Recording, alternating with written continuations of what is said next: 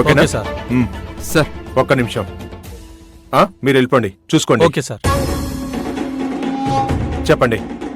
Sir నా bank అకౌంట్ని freeze చేశారంట. అవును, పైనుంచి ఆర్డర్స్.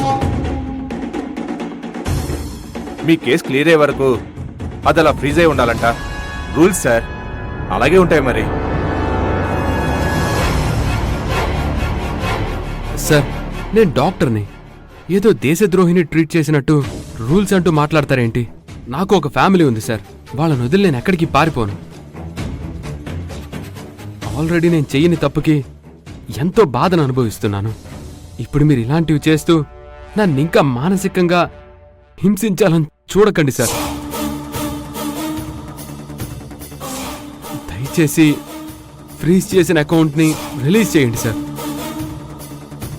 ఇప్పుడు నేనున్న పరిస్థితుల్లో ఆ బ్యాంకులో ఉన్న డబ్బు నాకెంతో అవసరం. దయచేసి అర్థం చేసుకోండి సార్. చూడండి, ఇక్కడ ఎవడి పరిస్థితులు ఆడుకుంటాయి, ఒకటికి మ్యాచ్ అవ్వాలి. నా రూల్స్ నాకుంటాయి, వాటిని మిస్యూజ్ చేస్తే నా ఉద్యోగానికి ప్రాబ్లం. నా డ్యూటీకి నేను ద్రోహం చేయను. దయచేసి మీరిక్కడి నుంచి వెళ్ళండి. సారు, అట్లా అనుకునే సారు. బ్యాంక్ అకౌంట్ పనిచేస్తేనే ఇంకా పైసలతోనే మా బావ కేసు నుంచి బయటపడగలుగుతాడు. చాలా కష్టపడి గా ఇంటోళ్ళని మేము ఒప్పించినాము. మీకు దండం పెడతాను సారు, అర్థం చేసుకోండి. నేను అర్థం చేసుకున్నా, రూల్స్ అర్థం చేసుకోవమ్మా. సారు అలా అనుకుండ్రి సారు.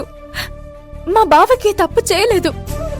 ఒక మంచి మనిషికి అన్యాయం జరుగుతుంటే కూడా రూల్స్ అని మాట్లాడు ఏ న్యాయం సారు? ఈ కేసు సంగతి మొత్తం చూసుకునేది మీరే కదా. మీరు చెప్తే పని అవుతుంది సారు. ఒక లెటర్ అయ్యుర్రి సార్ ప్లీజ్, ఈ కేసు వాళ్ళు విత్డ్రా చేసుకోకపోతే నా లైఫ్ కొలాప్స్ అయిపోతుంది సార్. సారు, ఎంతో కష్టపడి మా బావ డాక్టర్ చదివిండు. గా కష్టం గిట్లా పాడైపోకూడదు సారు. మా బావ సాన మంచోడు. లెటర్ ఇయ్యురు సారు.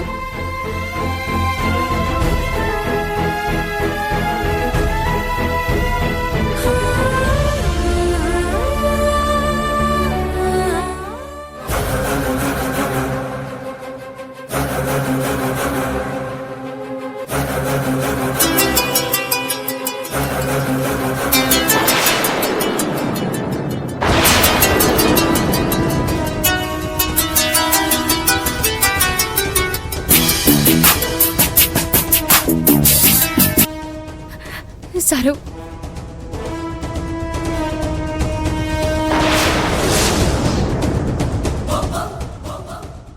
ఎస్ఐ గడేంటి ఫోన్ కట్ చేస్తున్నాడు? దయచేసి అర్థం చేసుకుని సారు. కావేరి, నువ్వు ఆగు. దీన్ని మనం ఎంత రిక్వెస్ట్ చేసినా ఇక్కడ గిట్టుబాటు అవ్వదు. ఏయ్, గిట్టుబాటేంటి?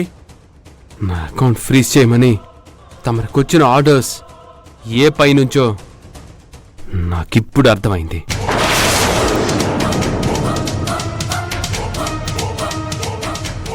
ఏంటి బావా నువ్వు అనేది? ఈ ఎస్ఐ ఆ ప్రియకు అమ్ముడుపోయాడు. ఏయ్, ఏంట్రా వాగుతున్నావు? ఇక్కడ ఎవడూ అమ్ముడుపోలేదు. నా డ్యూటీ నేను చేస్తున్నాను. నేను అదే అంటున్నాను. నీ డ్యూటీయే కరప్షన్. అదేగా చేస్తున్నావు. ఆ ప్రియ నీకెంత ఇచ్చింది? ఏ రేటుకి నీ డ్యూటీని అమ్ముకున్నావు? రేయ్, మర్యాద తప్పితే మక్కలు ఎరకొడతాను. ఏమనుకుంటున్నావు? అవును సార్, అవును. అవినీతి చేసేవాడు నీతిమంతుడు అవ్వడు కదా. ఆ విషయాన్ని ఇలాగే బలవంతంగానైనా ఒప్పించాలి, అంతే కదా సార్? రేయ్, ఆపండి సార్. ప్రజల్ని రక్షించే ఓ పవిత్రమైన వృత్తిలో ఉండి అవినీతి గడ్డి తింటున్నారు. వృత్తికి ద్రోహం చేయడం కన్నతల్లిని చంపినంత పాపం. అంత పాపం చేస్తూ కూడా ఇంత దర్జాగా ఎలా ఉండగలుగుతున్నారు సార్? అయినా నిజాయితీగా మంచి చేయాలని బ్రతుకుతున్న నేను ఈ పరిస్థితుల్లో ఉండడం ఏంటి? లంచాలు తీసుకున్న మీరు అధికారాన్ని అడ్డు పెట్టుకొని మమ్మల్ని శాసించడం ఏంటి? మీరు బ్రతుకుతున్న బ్రతుకుని చూసి మీకు కొంచెం అయినా గిల్టీగా అనిపించట్లేదా?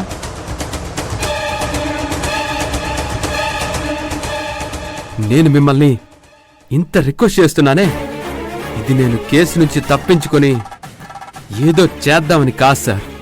చెయ్యని నేరానికి, నా నిజాయితీకి శిక్ష పడకూడదని. ఎంతో మంది పేద ప్రజల్ని కాపాడాల్సిన నా డాక్టర్ వృత్తి మధ్యలోనే చచ్చిపోకూడదని. అందుకే మీ చట్టం చేతుల్లో ఉన్న న్యాయాన్ని కాపాడండి సార్ అని రిక్వెస్ట్ చేస్తున్నాను. రేయ్, చేసిన రిక్వెస్ట్ చాలు. నీకు అర్థం అవ్వాల్సింది అర్థమైందిగా. పనపదు, వెళ్ళిక నుంచి.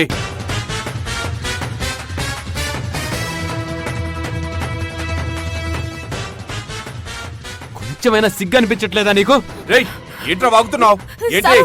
అవునరా, తప్పు చేస్తున్న నీకే అంత పౌరుషం ఉంటే నీతిగా బతుకుతున్న నాకెంత ఉండాలరా? కానిస్టేబుల్స్ చూస్తారేటయ్యా, ముందు వీడిని లోపలేయండి. సారు, సారు, లోపలేయండి, సారు.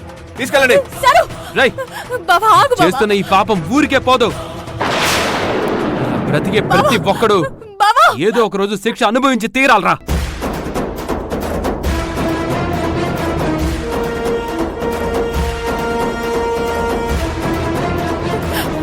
Sir, ఏడిసేయరు sir. మా బావ ఏ తప్పు చేయలేదు. ఏదో బాధలు అట్లా అంటుండు కానీ మా బావ సాన మంచోడు సారు. మీకు దండం పెడతాను. కావేరి, వాణ్ణేంటి నువ్వు బ్రతిమిలాడేది? వాట్ ఆల్రెడీ ఆ ప్రియకి అమ్ముడు పోయాడు. అయ్యో బావా, నీకు దండం పెడతాను. నువ్వు సరే మాట్లాడకుండా ఉండు. సారు, సారు, మీకు చేతులెత్తి మొక్కుతున్నా. మా బావని ఏడిసేరు సారు. అసలుకి చాలా బాధల్లో ఉన్నాము. బాధలో ఉంటే మాకేంటమ్మా? చూడు, లోపలేసినా వాడి పొగరు తగ్గలేదు. ఎందుకురా తగ్గాలి? ఇలాంటి కరప్టెడ్ బ్రూట్స్ ముందు ఎందుకు లొంగాలి? ఈరోజు నీ అవకాశాన్ని ఇలా వాడొచ్చు, కానీ రేపనేది కూడా ఉంది. నీ కరప్షన్ బాగోతాం మీడియాకి ఎక్కించకపోతే అప్పుడు నా పేరు మార్చుకుంటానురా. రేయ్, పిచ్చి పిచ్చిగా వాగితే ఎన్కౌంటర్ చేస్తాను.